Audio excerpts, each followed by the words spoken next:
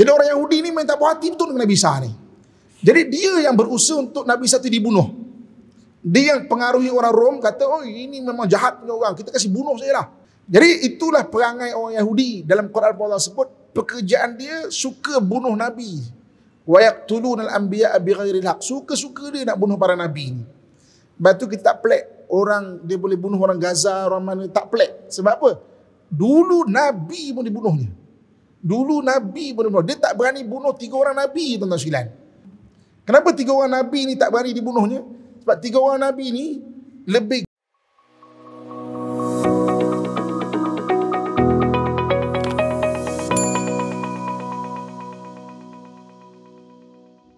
Bismillahirrahmanirrahim. Assalamualaikum warahmatullahi wabarakatuh. Innal hamdalillah nahmaduhu wa nasta'inuhu wa nastahdihi wa nastaghfiruh wa natubu ilaih wa na'udzu billahi min shururi anfusina wa min sayyiati a'malina. May yahdihillahu fala mudilla lahu wa may yudlilhu falan tajida lahu waliyyan mursyida. Asyhadu an la ilaha illallah wahdahu la syarika lah wa asyhadu anna Muhammadan abduhu wa rasuluh. Allahumma fassalli wa sallim ala sayyidina Muhammad wa ala alihi wa ashabihi ajma'in, amma ba'd. Alhamdulillah, kita bersyukur kepada Allah Subhanahu wa taala dengan limpahan kurniaan dan rahmatnya pada kesempatan yang berbahagia ini dapat kita menyambung perkongsian kita mengenai Palestin. Dan pada malam berbahagia ini kita nak kongsikan 3 tajuk lagi, 3 tajuk lagi, iaitu yang pertamanya sebelum zaman Nabi, Palestin sebelum zaman Nabi. Yang keduanya, Palestin ketika zaman Nabi dan juga sahabat. Dan yang ketiga, maknanya selepas daripada zaman tabi'in, waktu lepas zaman sahabat lah. So 3 tajuk tu. Muslimin dan muslimat rahmatullah sekalian. Okey. Pada kelas yang lepas kita dah kongsikan dalam tajuk mengenai tanah Palestin ni. Kita ulang sikit pada tajuk iaitu sebelum pada Nabi SAW. Okey.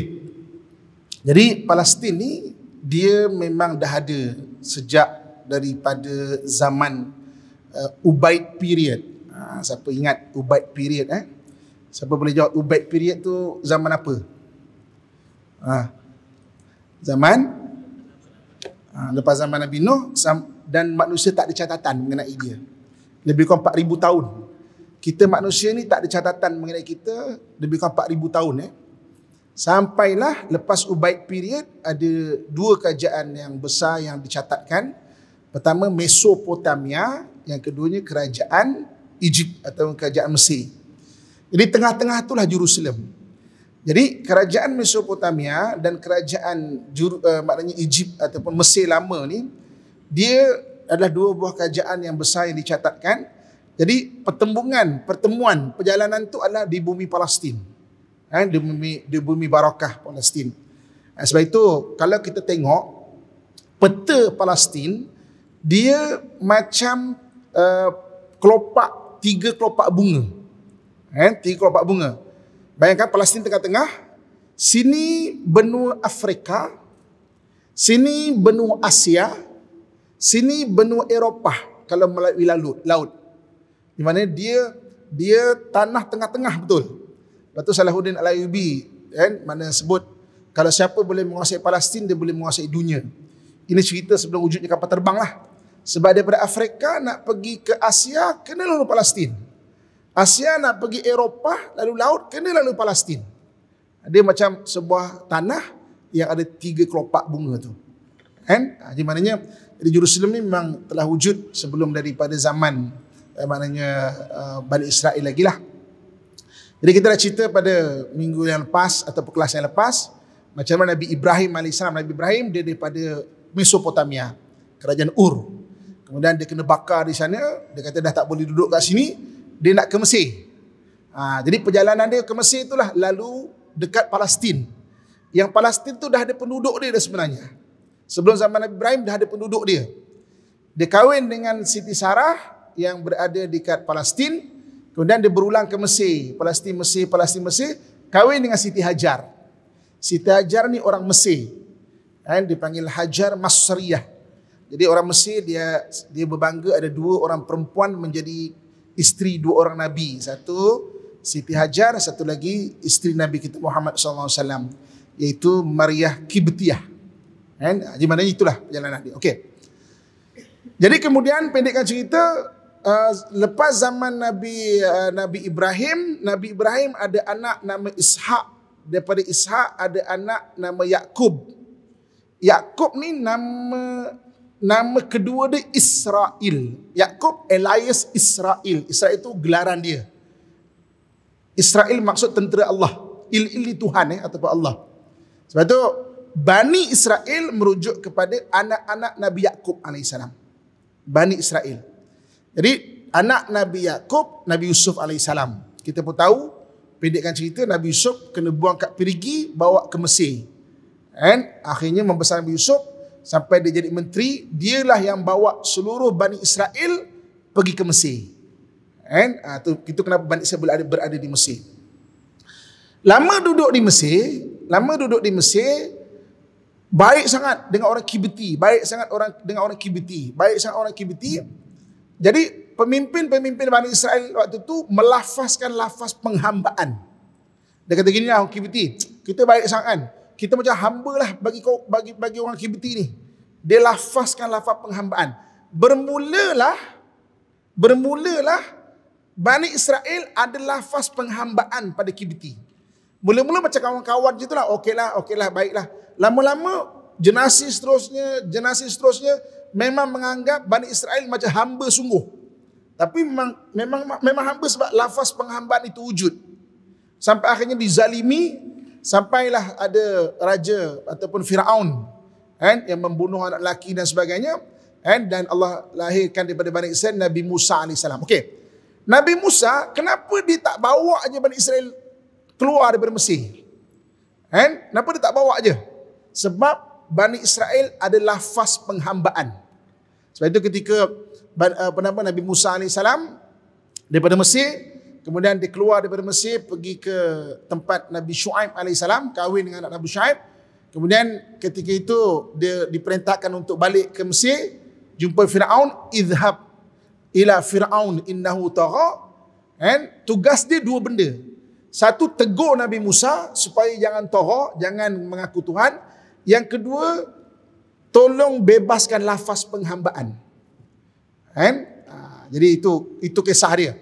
Jadi sampailah akhirnya pendekkan cerita, maknanya Firaun terlalu marah sangat dengan beberapa peristiwa. Kita akan cerita lebih detail pada kelak-kelak akan datang. Jadi Firaun pun kata, kau nak keluar sangat? Kau keluarlah, berambus daripada Mesir, aku bebaskan kau. Barulah Nabi Musa boleh bawa keluar Bani Israel. Jadi Bani Israel zaman Nabi Musa kurang lebih 1300 ke 1400 tahun sebelum Masih, kurang lebih begitu. Kemudian dia pun balik ke Baitul Maqdis, duduklah di sana bersama orang-orang Palestin, orang asal daripada di sana. Okey. Sampailah tuan-tuan sekalian, iaitu ketika perpindahan zaman gangsa ke zaman besi. Dulu orang guna gangsa, Bronze Age ke Iron Age. Itu zaman Nabi Daud alaihissalam. Tarikhnya bila? 1000 tahun sebelum Masihi. Sebab tu Nabi Daud antara mukjizat dia boleh melembutkan besi dengan tangan dia. Tuan-tuan sekalian, besi ni dia boleh lembut darjah Celsius dia lebih kurang dalam maknanya 1500 darjah Celsius. Melting point dia lebih kurang dalam 3000 macam tu lah. Jadi cuba bayangkan ketika Nabi Daud AS memegang besi dan ketika mukjizat itu dibuat, berapa panas tangan dia tu. Dia boleh melenturkan besi itu 1000 tahun sebelum Masihi. Saya nak selit sikit iklan. Relau dekat tanah Melayu kita di Kedah sana tu 800 tahun sebelum Masihi. Beza 200 tahun je dengan Nabi Daud alaihissalam. Ini bukan kita klaim tau. Tuan-tuan boleh baca kajian mengenai Sungai Batu di Kedah. Relau paling besar di dunia. Lebih 3000 relau. Perancis adalah 13-14, Jepun adalah 13-14. Kita beribu relau kat sana tu. 800 tahun sebelum Masihi. Beza 200 tahun je dengan Nabi Daud AS. Lepas tu bila orang Melayu kita ni ada kemahiran membuat keris dengan kaedah memicit besi tu, itu bukan dongeng, dikaji oleh British. Buku-buku British tulis macam mana orang Melayu kita melembutkan dia tempa keris tu daripada besi tu. Tak ada seorang pun orang Arab mewarisi ilmu Nabi Daud.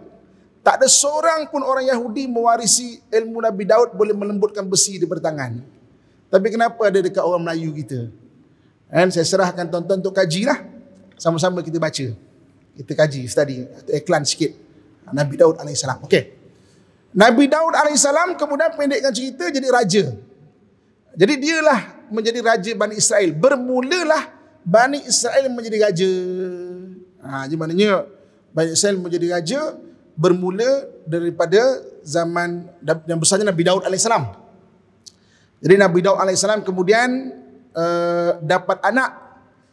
Nama anak tu Sulaiman, yang kemudian menjadi Nabi, iaitu Nabi Sulaiman AS. Nabi Sulaiman ni dia bukan saja boleh memerintah manusia, jin, setan-setan pun tunduk dekat dia. Binatang-binatang ni dia boleh memahami bahasa-bahasa binatang ni. Sampai dalam surah An-Namli, surah Semut, ketika Nabi Sulaiman dia berjalan dekat satu lembah tu, Raja Semut dia kata, wahai pengikut-pengikut sekalian, masuk kamu ke dalam lubang yang paling dalam. Kalau tidak mati kita kena pijak dengan tentera-tentera Sulaiman. Nabi Sulaiman dia dengar, kata, "Ops, kita jangan lalu sini, kita lalu tempat lain pula." Dia boleh mendengar. Itu surah An-Namli. Nanti tadarus baca surah An-Namli, kita jumpa kisah tu. Selepas Nabi Sulaiman wafat, maka kerajaan yang dipimpin oleh Bani Israel, bukan kerajaan Bani Israel tau, yang dipimpin oleh Bani Israel yang berada di Jerusalem terpecah dua. Satu kerajaan Judah, satu kerajaan Israel. Kerajaan Judah bahagian atas. Kalau sekarang ni nama tempat dia maknanya Nazareth, atau bahagian kerajaan Judah. Kerajaan Israel yang berada dekat Jerusalem sekarang. Dia bukan kerajaan orang Israel. Dia diamanahkan untuk jadi raja. Ada dah penduduk asal kat situ. Jadi selepas Nabi Sulaiman wafat, kerajaan dia pecah dua. Satu kerajaan Judah, satu kerajaan Israel. Okey? Kerajaan Judah 700 tahun sebelum Masihi dikalahkan oleh orang-orang daripada Mesopotamia. Kemudian kerajaan Israel dikalahkan oleh orang daripada Mesopotamia juga, daripada Babylon, pada tahun 586 sebelum Masihi. 586 sebelum Masihi. Satu orang raja daripada Mesopotamia, atau kalau sekarang Iraq lah, namanya Nabuchadnezzar. Tuan-tuan salin dah janji bunyi je. Tulisan ni adalah kaedah merakam suara sebelum wujudnya video-video ni kan. Jadi tuan-tuan tulis janji bunyi, betul lah tu. Cuma ada tulisan rasmi. Oh, macam ini sebenarnya eja dia.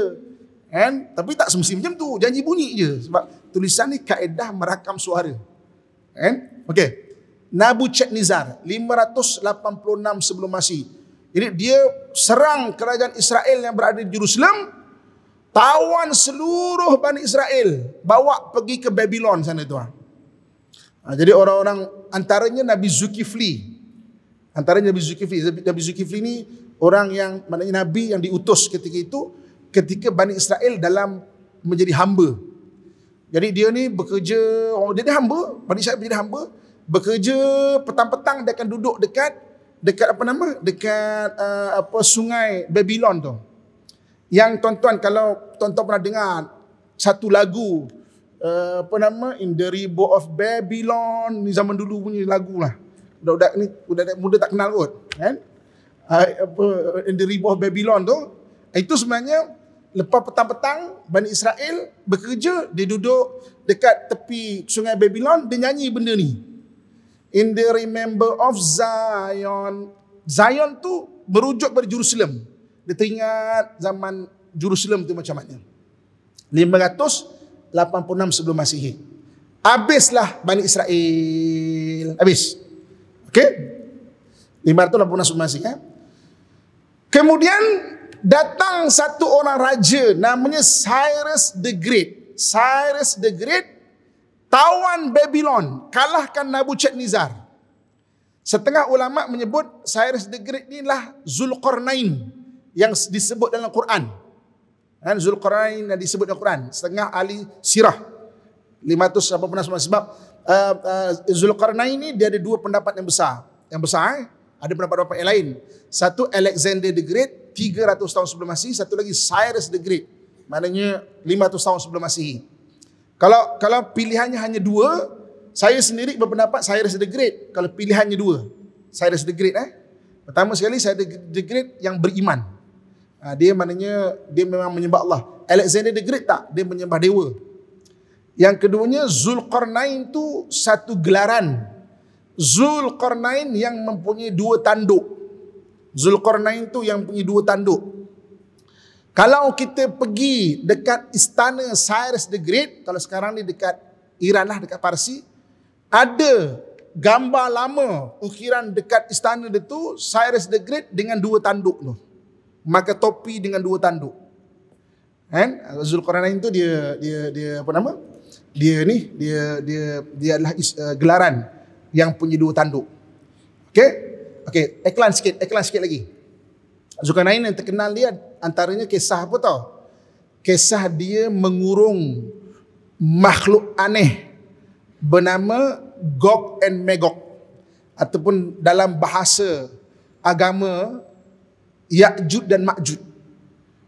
Ya'jud dan Ma'jud, dia kurung tu. Ketika dia kata atini zubaral hadid, maknanya berikan aku kepingan-kepingan besi. 500 tahun sebelum Masihi, tuan-tuan cari dekat saya mana relau yang paling besar ketika itu. Mana relau besi paling besar ketika itu. Kita tak naklah obses kata besi daripada Kedah lah tu. Tak, Tapi buktikan ada relau yang lebih besar daripada Semenanjung Tanah Melayu. Tuan-tuan silakan Semenanjung Tanah Melayu kita ni penuh misteri tau. Okey? Saya pergi ke Iraq, berbual dengan ahli akademik di sana. Saya kata, wah, Mesopotamia ni tamadun selepas Ubaid period. Apa dia kata? Dia kata, okey, memang ada bangunan-bangunan daripada Sumeria, Mesopotamia, tapi tak jumpa satu jasad pun lama yang berada di Mesopotamia. Tempat kamu bangunan tak ada, orang ada. Kan ditemui jasad dekat Kelantan, kan, dekat Perak Men dan sebagainya, kan. Bangunan tak ada, orang ada. Tempat kami bangunan ada, orang tak ada. Kan? Habis tu macam mana? Kau fikirlah, sama-sama cari jawapan. Aku pun tak ada jawapan lagi. Kita sama-sama fikirlah. Dia dalam kelas-kelas macam ni, selain daripada kita berkuliah, tuan-tuan sama-sama study juga, kaji juga. Jadi at least ada nak membaca, ada nak mengkaji, kan? Jadi itu. Jadi bermulalah Cyrus the Great, maknanya yang bawa balik Bani Israel, pindah bawa balik pergi ke Jerusalem lah. Dan sebahagian Bani Israel tak nak balik. Dia duduk dekat Parsi. Kan? Terus duduk dekat Parsi. Dan kalau yang duduk dekat Parsi ini yang kemudiannya bercampur baur fahaman dia itu dengan penyembah api. Kan? Jadi itu yang kemudiannya, sebab tu kalau dalam hadis yang disebut antara penyokong Dajjal besok adalah orang Yahudi daripada Isfahan. Macam mana Yahudi boleh dari Isfahan? 500 tahun sebelum Masihi, ketika orang maknanya Cyrus the Great maknanya serang Babylon, bebaskan Bani Israel. Sebahagiannya balik ke Jerusalem, sebahagiannya duduk dekat duduk dengan Cyrus the Great. Maknanya duduk kat situ. Okey. Kemudian tuan-tuan sekalian, Cyrus the Great ni satu benda yang dia buat bercita-cita, kan? Dia biasalah raja dulu ni dia nak dia nak jadi orang paling berkuasa kan. Jadi cucu Cyrus the Great kan pergi serang Greek. Pergi serang dan bakar kota Greek. Kan? Jadi kemudian 300 tahun sebelum Masihi, orang Greek menyimpan dendam. Itu yang Alexander the Great datang ke tanah-tanah Parsi, bakar pula istana kat Parsi itu. Dan jatuhlah tanah Parsi kepada Alexander the Great. Tapi Alexander the Great seolah-olahnya lah macam kena sumpah lah ya. Bukan sumpah lah kan, tapi saya nak cari bahasa tu tak jumpa lah. Dia meninggal tiba-tiba dekat dalam istana Cyrus the Great, dekat Babylon. Kan? Saya dah pernah pergi kat Iraq, kat Babylon. Dia ada satu altar. Dekat situ Alexander the Great tersungkur, meninggal. Mengikut ahli sejarah sana ya. Kemudian mayatnya itu dibawa pergi ke Mesir, dimakamkan atau dikuburkan dekat Alexander, dekat Mesir lah. Ada orang tengah menggali kubur, nak cari kubur Alexander the Great, tak jumpa lagi sampai sekarang. Lepas Alexander mati, kerajaan besar dia diteruskan oleh jenderal-jenderal dia. Itu yang salin istilah ni, itu yang dipanggil, lepas tu kerajaan tu diistilahkan Sulukiyah kalau bahasa Arab dia lah. Kan? Ataupun Seleucid kalau bahasa Sulukiyah. Sulukiyah ni maknanya jenderal Alexander the Great lah. Okey. Kemudian tuan-tuan sekalian, sampailah lebih kurang 30 tahun sebelum Masihi. 30 tahun sebelum Masihi, maka kerajaan Rom diasaskan. So kerajaan Rom ni diasaskan pada 30 tahun sebelum Masihi. Dan maharaja pertama dia adalah Maharaja Augustus. Maharaja Augustus. Dan dipanggil Caesar ataupun Kaisar. Caesar tu orang British panggil. And sebahagian pronunciation dia Kaisar. Arab pun panggil Kaisar. Kaisar Rom. Jadi orang Rom diasaskan lebih kurang 30 tahun sebelum Masihi. Dia 27 sebelum Masihi di Isytiam macam itulah. 30 tahun sebelum Masihi. Jadi kemudian orang Rom inilah yang mengambil tanah-tanah tinggalan daripada Sulukiyah ni, termasuk Baitul Maqdis. Jadi bermulalah Baitul Maqdis jatuh ke tangan orang Rom. Okey? 1 Masihi Nabi Isa lahir. Jadi ketika Nabi Isa lahir, raja ataupun gubernur yang berada di Jerusalem tengok bayi ni boleh bercakap waktu anak ni boleh bercakap waktu bayi lagi. Ini kalau besar ni melawan ni nanti nak dibunuhnya Nabi Isa AS. Kan? Itu raja ataupun gubernur Rom yang berada di Palestin, Jerusalem. Jadi kemudian Siti Maryam bawa lari Nabi Isa, dan pendekkan cerita balik ke kampung di Nazareth. Nabi Isa ni dia berasal daripada Nazareth. Tadi kalau siapa ingat, Nazareth ni kerajaan Bani Israel yang apa nama dia? Judah, bahagian utara Judah, Nazareth ni. Nazareth dalam bahasa Arab disebut Nasirah. Nazareth bahasa Inggeris, ataupun bahasa Greek. Dalam bahasa Arab Nasirah. Sebab itu orang-orang yang maknanya orang-orang Kristian disebut dalam bahasa Arab orang Nasrani. Orang Nasrani, orang yang berasal daripada Nazareth. Kalau tuan-tuan pernah tengok Bible, pergi ke hotel mana-mana, tengok, kita akan jumpa Jesus of Nazareth. Mana Jesus daripada Nazareth. Nazareth dalam bahasa Arab Nasirah. Sebab tu orang Kristian dipanggil orang Nasrani. Okey?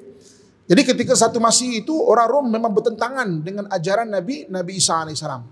Mana-mana ajaran Nabi Isa, pengikut Nabi Isa nak dibunuhnya, diburunya tuan-tuan sekalian.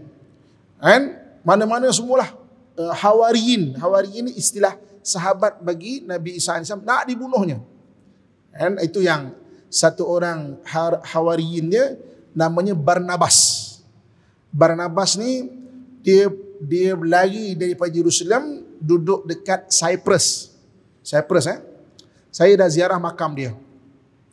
Kalau ulama-ulama Islam kita datang ke Cyprus, pergi makam Barnabas ni akan sedekahkan Fatihah. Kan? Itu yang dimaklumkan oleh ulama-ulama dekat Cyprus sana. Sebab itu adalah sahabatnya Nabi Isa AS. Kan? Maknanya berada di sana, di dekat Cyprus sana. Okey. Jadi maknanya nak dibunuh lah, ajaran Nabi Isa AS. Okey. Antara yang nak bunuh, yang berdiri nak bunuh adalah orang Yahudi sendiri. Orang Yahudi, tuan-tuan sekalian, dia tak percaya kepada Nabi Isa sebagai seorang nabi. Kan? Dia tak percaya. Orang Yahudi tak percaya Isa sebagai seorang nabi. Kan? Bagi dia, Nabi Isa ni adalah satu orang ustaz muda, nak senang faham bahasa dia, ustaz muda daripada kampung yang datang ke Kuala Lumpur, nak cerita nak senang faham. Tiba-tiba nak tegur ustaz kat Kuala Lumpur, macam itulah nak cerita dia kan, nak senang faham lah. Dah lah ustaz kampung datang ke Kuala Lumpur, contohnya Kuala Lumpur kan aktif kuliah-kuliah macam ini kan. Lepas tu tiba-tiba datang, cakap ustaz sana tak betul, ustaz sana tak betul. Jadi orang Yahudi tu memang tak puas hati betul dengan Nabi Isa. Dah lah dia kata ni ustaz kampung, ada skandal pula tu. Nabi Isa ni dia ada satu orang kawan perempuan kecil, memang membesar dengan Nabi Isa kat Nazareth sana tu. Kan? Dia yang tolong Nabi Isa berdakwah bagi Said Muslimah ni lah. Nak ceritanya Biro Muslimah lah. Nak cerita dah senang faham Biro Muslimah ni. Nama orang ini, orang perempuan ni, nama dia Maryam Majdaliyah. Allah, apa kesusahannya nama, kan? Maryam Majdaliyah. Dalam versi bahasa Inggeris, kalau kita pernah dengar, namanya dipanggil Mary Magdalene. Kan? Kalau siapa pernah baca kisah-kisah Nabi Isa, Mary Magdalene. Jadi setengah orang Nasrani ni dia berpendapat Mary Magdalene ni isteri Nabi Isa. Kan? Itu pandangan dia lah.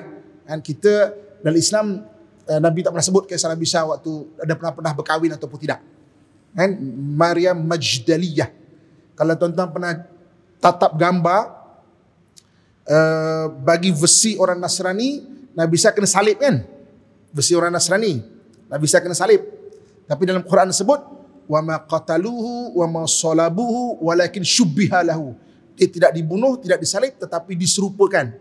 Kan? Jadi kalau kita tengok versi-versi orang Nasrani, yang turunkan jasad yang kena salib tu ada dua orang perempuan. Kan? Satu Maryam mak dia, satu lagi Maryam Majdaliyah, yang kawan dia tu. Kalau kita tengoklah, kalau kita tengok kat internet tu kan, nampak tu kan, dua tu. Okey. Jadi orang Yahudi ni memang tak puas hati betul dengan Nabi Isa ni. Jadi dia yang berusaha untuk Nabi Isa tu dibunuh. Dia yang pengaruhi orang Rom, kata, oh ini memang jahat punya orang, kita kasih bunuh saja lah. Kan? Jadi dia berusaha untuk suruh bunuh Nabi Isa AS. Dan sampai sekarang orang Yahudi hanya 2% saja yang menganut Kristian. Yang lain tak percaya pada Kristian. Dia tak percaya. Hanya 2% saja. Lepas tu kalau tuan-tuan tengok kadang-kadang perkongsian video yang berada di Jerusalem, kalau orang-orang Nasrani ni dia buat ritual dia, orang Yahudi ludah dia. Sebab dia memang tak percaya. Bagi dia, ustaz kampung yang ada skandal bagi dia. Jadi itulah perangai orang Yahudi. Dalam Quran Allah sebut, pekerjaan dia suka bunuh Nabi. Wa yaqtuluna al-anbiya'a bighairil haq. Suka-suka dia nak bunuh para Nabi ni. Lepas tu kita tak pelik orang dia boleh bunuh orang Gaza, orang mana, tak pelik. Sebab apa? Dulu Nabi pun dibunuhnya. Dia tak berani bunuh 3 orang Nabi, tuan-tuan sekalian. Nabi Daud, Nabi Sulaiman, Nabi Musa. Kenapa 3 orang Nabi ni tak berani dibunuhnya? Sebab 3 orang Nabi ni lebih garang daripada 2 orang ni. Nabi Musa AS kan dia pernah, kalau bahasa terjemahan street dia, tumbuk orang lah kan.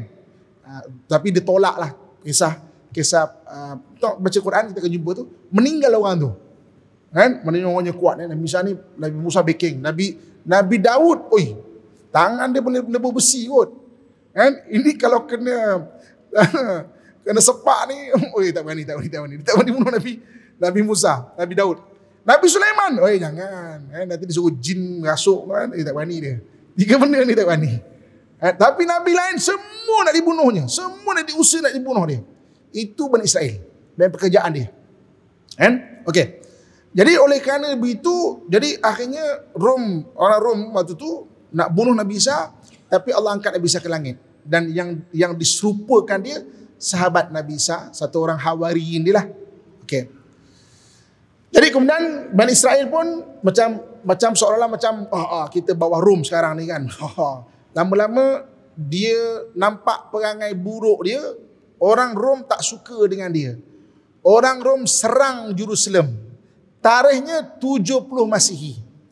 70 Masihi orang Rom serang Bani Israel. Dipimpin oleh Panglima Titus ataupun Titus.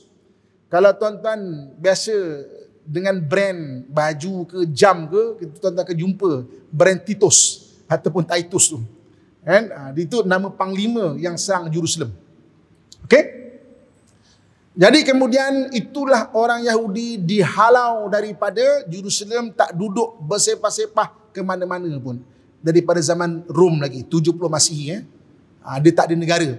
Ketika itulah satu kotak yang bernama tabut hilang dari tangan mereka. Tabut ni satu kotak. Dalam dia ni ada barang-barang mukjizat Nabi-Nabi terdahulu. Hilang. Dia panggil dalam bahasa Inggeris Ark of Covenant. Tuan-tuan, diorang kalau kita pergi Jerusalem, diorang mengkempenkan untuk cari Ark of Covenant tu.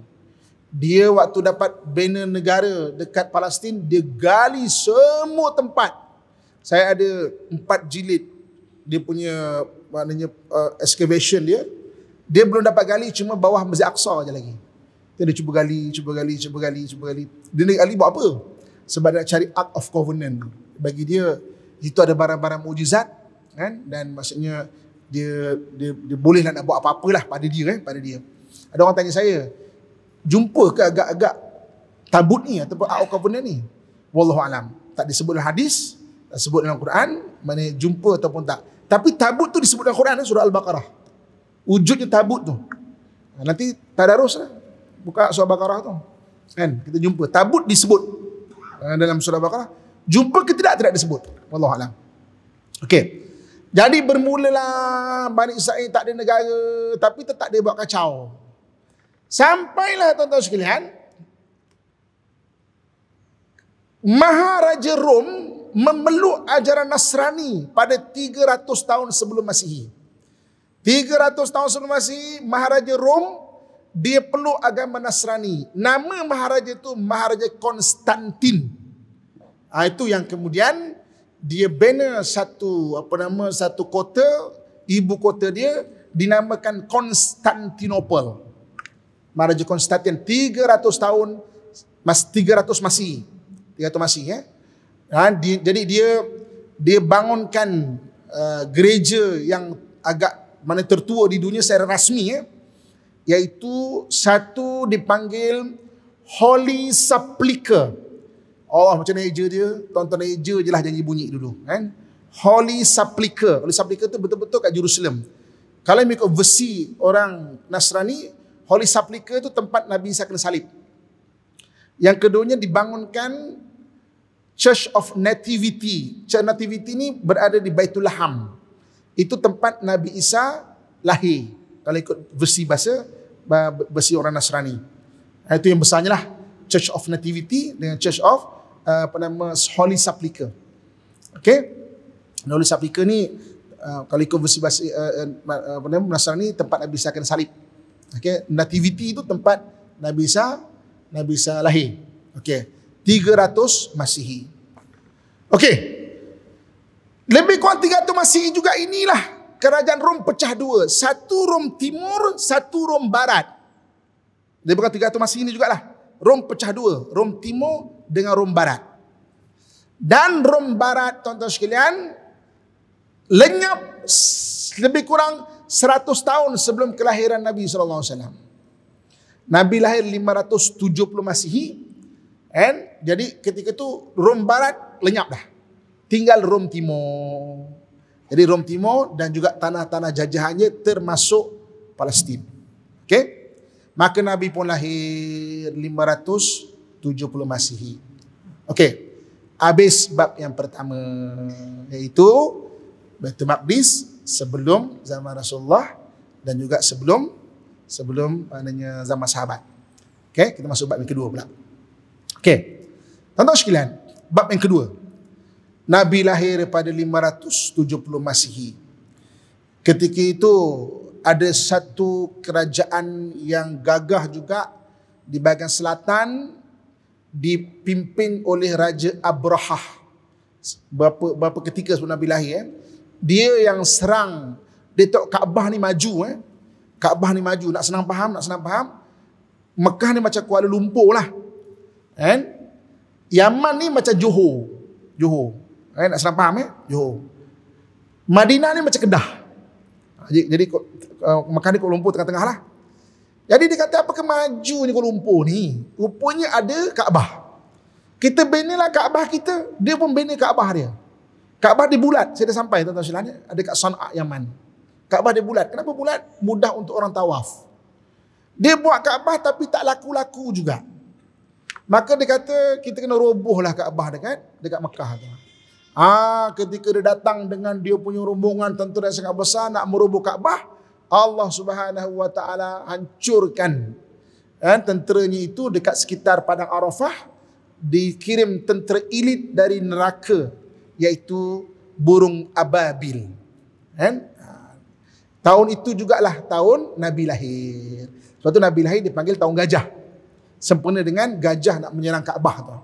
Tarikh Masihi dia 570 Masihi. Okey, maka Nabi pun lahir tuan-tuan sekalian. Kemudian Nabi pun membesar. Kemudian Nabi, pendekkan cerita, Nabi dapat wahyu pada 610 Masihi. 40 tahun selepas itu, 610 Masihi Nabi dapat wahyu. Maka Nabi pun sampaikan Islam ni, agama Islam ni sebagainya, dapat tentangan dan sebagainya. Kemudian pendekkan cerita, 610 kan. 10 tahun selepas itu, Nabi Isra' Mi'raj. 620 Masihi. Subhanalladzi asra bi'abdihi lailan minal masjidil haram ilal masjidil aqsa alladzi barakna haulah.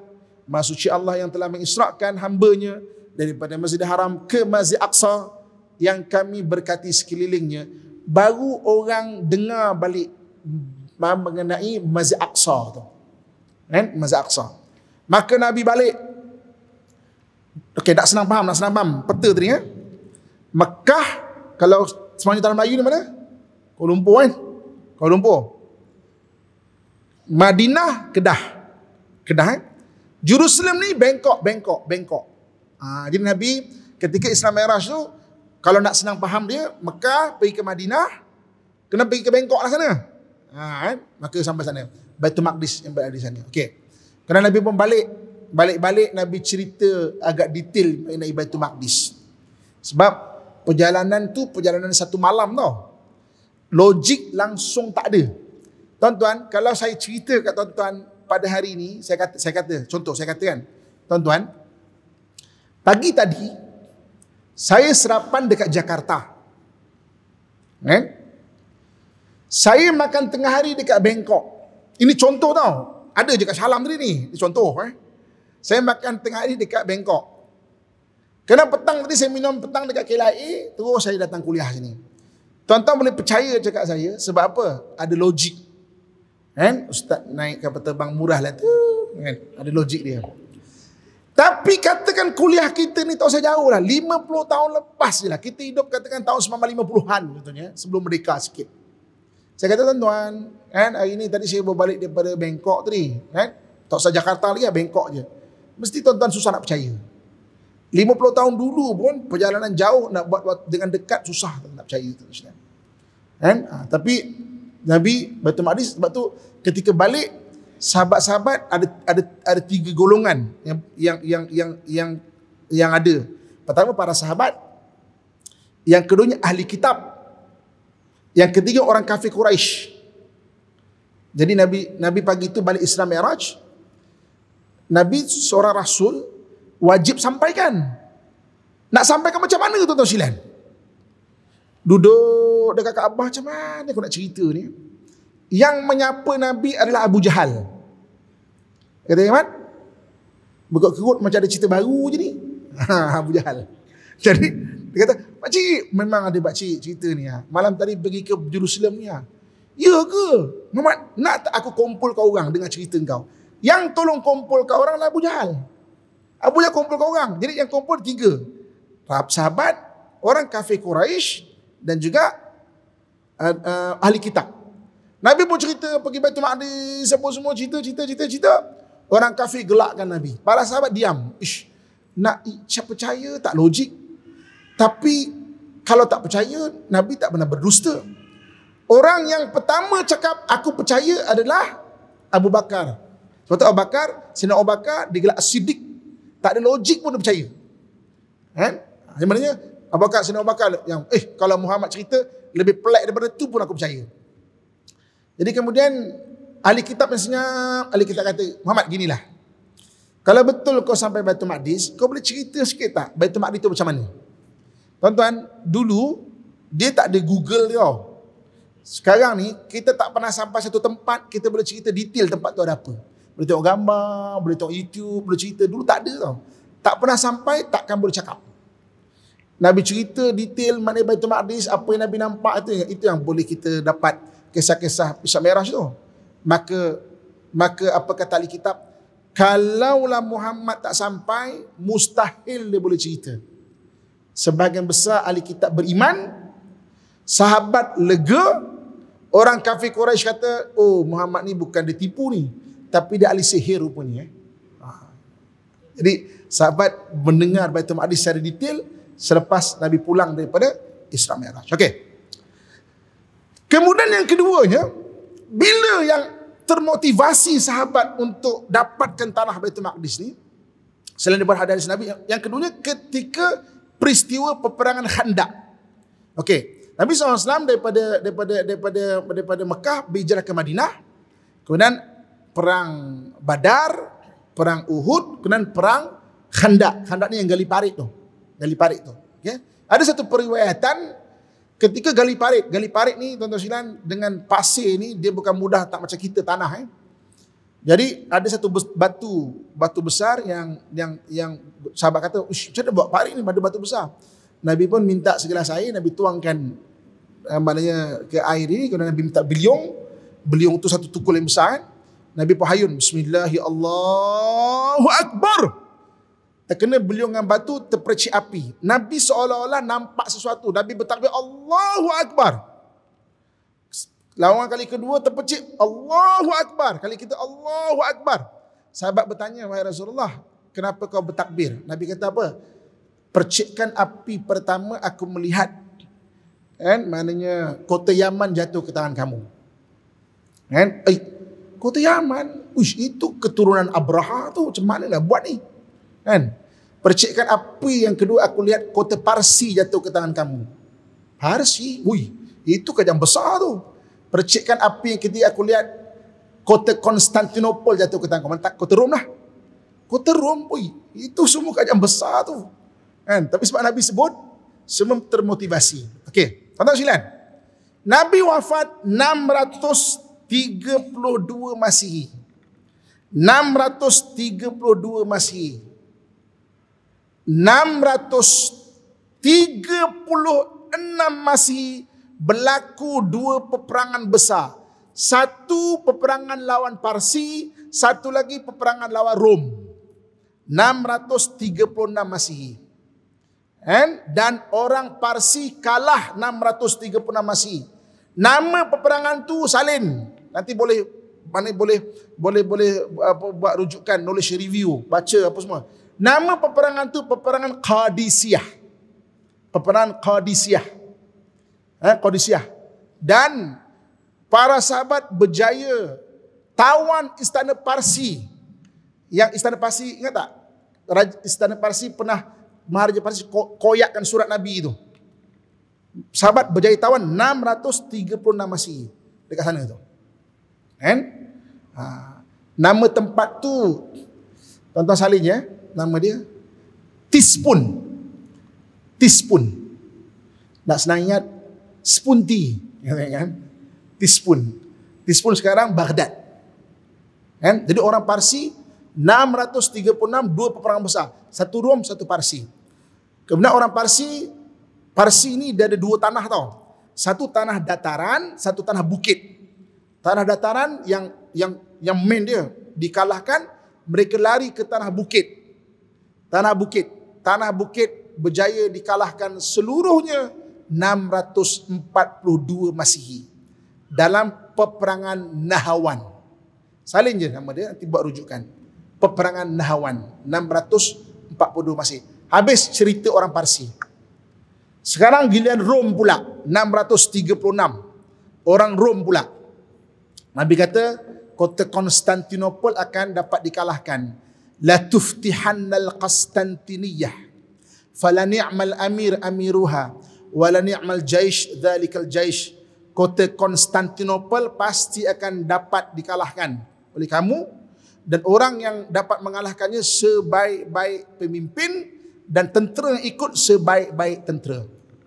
Jadi satu orang sahabat bernama Sayyidina Abu Ayyub Al-Ansari lead peperangan ke Konstantinopel, tapi syahid di sana. Makamnya berada di kota Konstantinopel. Okay? Jadi tuan-tuan sekalian, pendekkan cerita, Parsi dah settle, Yaman dah settle. Sekarang ni Konstantinopel, Kerajaan Rom, Konstantinopel. Maka para sahabat usaha. Habis zaman sahabat tak berjaya. Habis zaman anak sahabat tak berjaya. Cucu sahabat tak berjaya. Tapi hadis ini diwarisi daripada satu generasi ke satu generasi sampai akhirnya Sultan Muhammad Al-Fatih berjaya menombangkan kota Konstantinopel 1453 Masihi.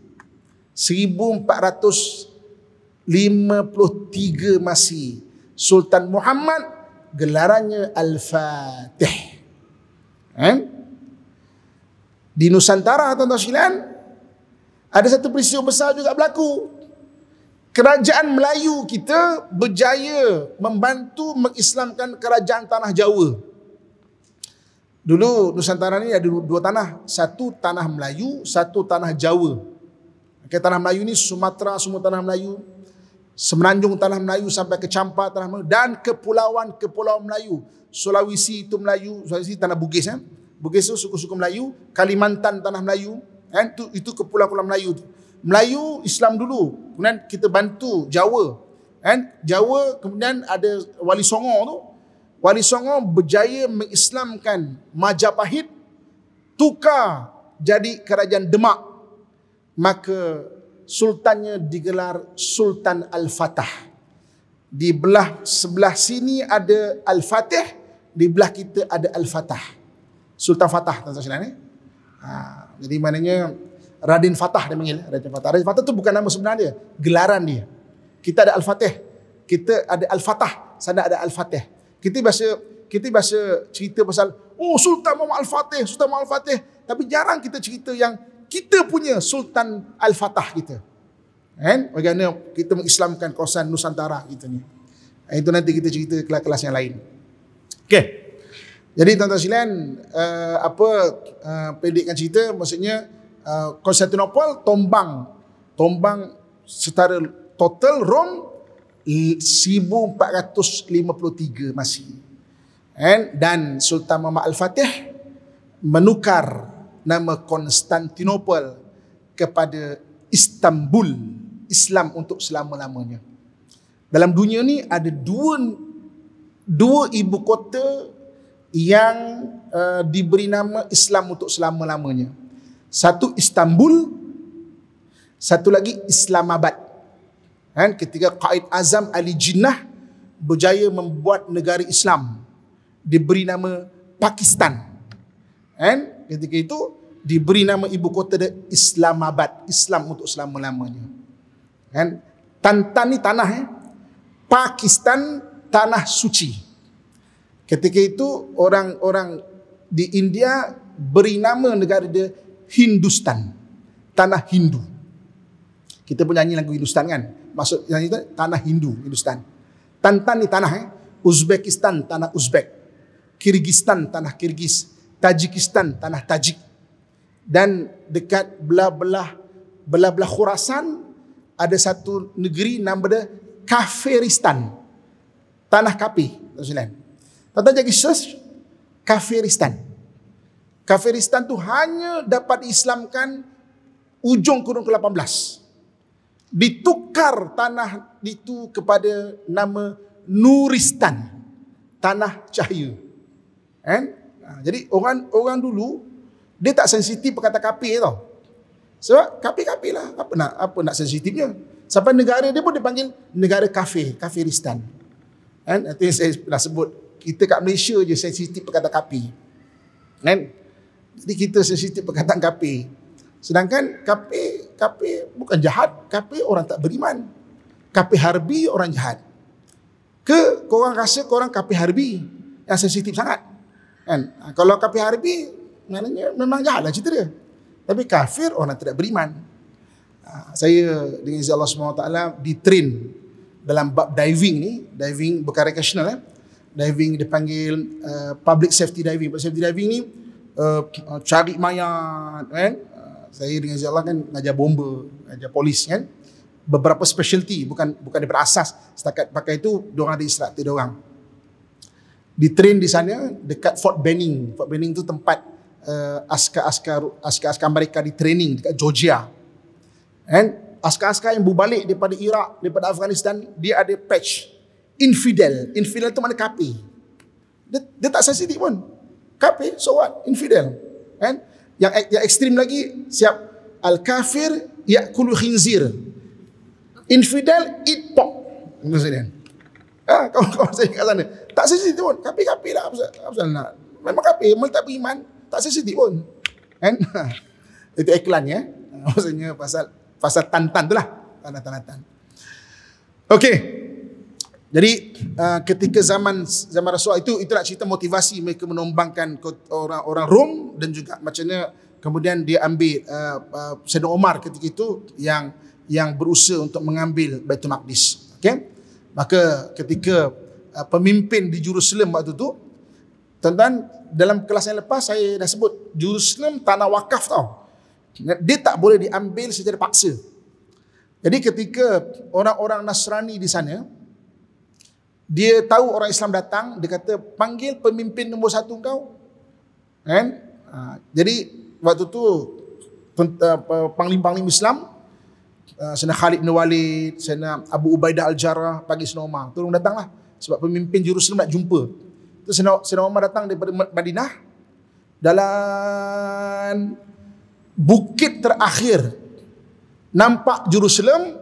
Sayyidina Umar bertakbir, Allahu Akbar, Allahu Akbar, Allahu Akbar, la ilaha illallah, Allahu Akbar, Allahu Akbar walillahil hamd.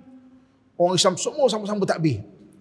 Bukit itu sekarang dinamakan Jabal Mukabbir. Jabal Mukabbir tu bukit bertakbir. Mengambil sempena Sayyidina Umar bertakbir dekat bukit itu ketika dapat menawan Baitul Maqdis. Sampai Baitul Maqdis, Sayyidina Umar mula-mula sekali Sayyidina Umar cakap dekat pemimpin Jerusalem, tunjukkan aku mana Baitul Maqdis. Maka pemimpin Jerusalem tunjukkan, okey, ini Baitul Maqdis. Sayyidina Umar buka jubah dia, buka serban dia, jom kita kemaskan. Sebab ketika itu Baitul Maqdis jadi tempat pembuangan sampah. Orang-orang Nasrani dia tak ada kaitan dengan Baitul Maqdis. Yang ada ni adalah orang Yahudi. Dia kata itu masjid dia. Maknanya Sayyidina Umar bersihkan. Kemudian bila Sayyidina Umar bersihkan, kemudian Sayyidina Umar isytiharkan satu tempat tu, ini masjid kecil, jom kita sembayang. Mula-mula Sayyidina Umar sembayang. Jadi di situ dipanggil Masjid Omar yang pertama. Masjid Omar yang pertama. Kemudian hari berikutnya Sayyidina Umar diajak untuk lawat Baitul Maqdis, lawat gereja Holy Sepulchre, tempat Nabi Isa disalib kalau mengikut versi Kristian. Waktu tu sampai waktu asar. Elok sampai waktu asar, sahabat pun azan. Allahu Akbar, Allahu Akbar. Maka padri-padri waktu tu kata, dia turunkan gambar-gambar, silakan semayang. Sayyidina Umar kata tak. And Sayyidina Umar keluar daripada Holy Sepulchre, langkah 40 langkah. Di sini kita semayang. Di situ didirikan Masjid Omar yang kedua dekat Holy Sepulchre. Saya kalau bawa orang ke sana, daripada pintu gereja tu ke Masjid Omar 40 langkah sungguh, tuan-tuan sekalian. Saya kalau bawa jemaah, saya suruh kata, jom kita langkah 40 langkah. Besar lebih lah. Awak langkah Jawa kecil, langkah besar sikit kan. Langkah besar sikit. Tapi langkah besar sikit memang 40 langkah, tuan-tuan, sampai betul dekat Masjid Omar.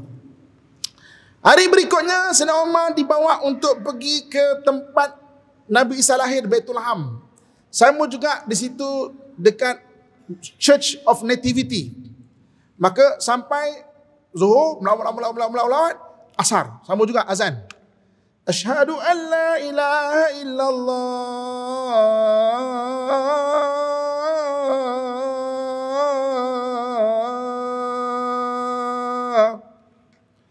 Maka padi-padi persilakan, sila semayang dalam Church of Nativity. Dan mereka kata tak. Kan aku hormat agama kamu. Maka Sayyidina Umar ambil satu batu, dibaling satu batu, tuan-tuan sekalian. Tempat batu tu jatuh, jom kita semayang kat sana. Dibuat Masjid Omar yang ketiga.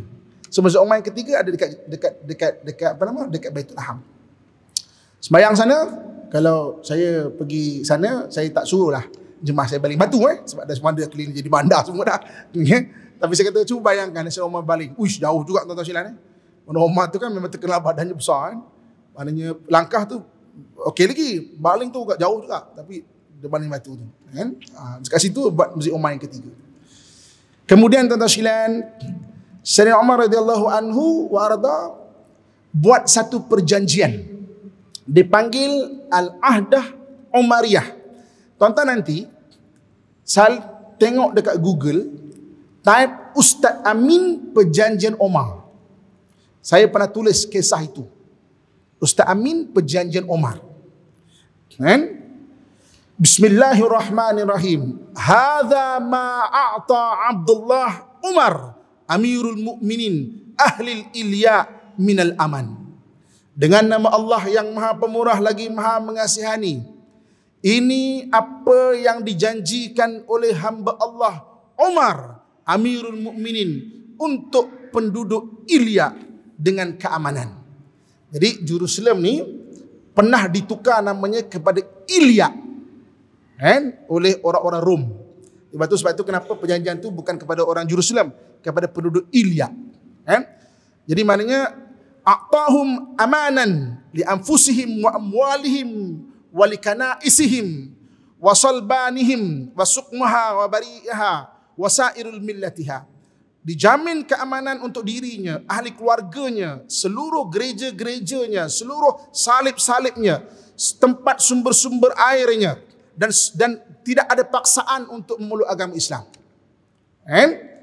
Orang Islam bayar zakat. Orang bukan Islam bayar jizyah.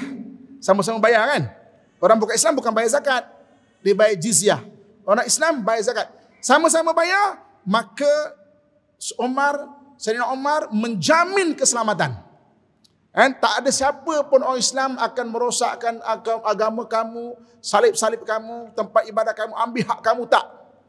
Perjanjian ini dibuat oleh Sayyidina Umar pada 15 Hijrah. Kemudian Sayyidina Umar pun disaksikan oleh 4 orang. Syahada ala, maknanya zalik, disaksikan. Maknanya perjanjian itu oleh Khalid ibn Walid, Sayyidina Khalid ibn Walid, Amr bin As, panglima perang belaka ni, Amr bin As, kemudian Muawiyah bin Abi Sufyan, dan Sayyidina Abdurrahman bin Auf. 4 orang ni. Perjanjian Umariyah 15 Hijrah, tuan-tuan sekalian. Lebih kurang 636 Masihi.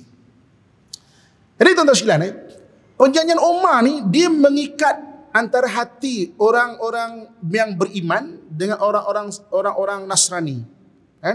Dan memang orang-orang Nasrani di Jerusalem, dia memang dengan Islam ni memang baik, tuan-tuan sekalian.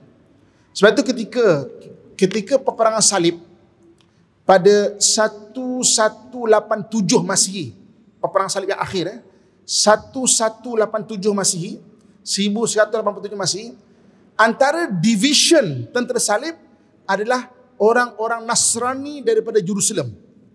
Orang Nasrani daripada Jerusalem. Maka orang Nasrani daripada Jerusalem ni ditemplak oleh Raja Salib. Nama Raja Salib itu Guy de Luzion. Macam mana nak bunyi tu? Tuan-tuan salin je lah. Kalau ikut dia punya bunyi, Guy, G-U-Y, Guy de Luzion. Lusigna, L-U-S-I-G-N-A, Lusigna. Tapi pronunciation dia Guy de Luzion. Jadi Guy de Luzion kata apa? Dia kata, kamu orang-orang salib, kenapa kamu duduk bersama orang Islam? Tentulah, maknanya kau patutnya bersama orang salib, kita lawan orang Islam. Apa kata tentera salib daripada Jerusalem? Kami setia dengan perjanjian Omar. Orang Islam tidak pernah memerukai janji. Nama panglima perang itu Isa Al-Awwam. Nama panglima Islam yang bagian tentera salib, bagian Jerusalem. Bersama orang Islam. Peperang akhir 1187 Masihi. Lepas tu sampai sekarang pun orang Nasrani di sana dengan orang Islam memang baik, dan mereka memang bersama-sama menentang orang-orang Yahudi di sana. Sebab perjanjian Omar tu. Sebab orang Islam memang terkenal dengan maknanya kalau berjanji tu dia akan pegang janji tu, orang Islam. Kan? Terkenal dengan benda tu. Jadi tuan-tuan sekalian, jadi selepas terkalah Guy de Luzion dekat peperang Hittin. Hittin ni lebih kurang 200 km dari Jerusalem 1187 Masihi. Maka Salahuddin Al-Ayyubi pun mula beralih pergi ke Jerusalem. Waktu tu Jerusalem hanya dipimpin oleh satu orang panglima. Maka dikepung Jerusalem. Kemudian dihantar utusan, panggil panglima, kita bincang dulu.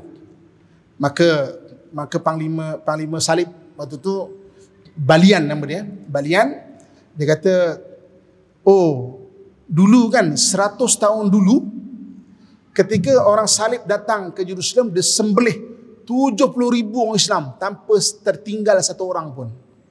Kan?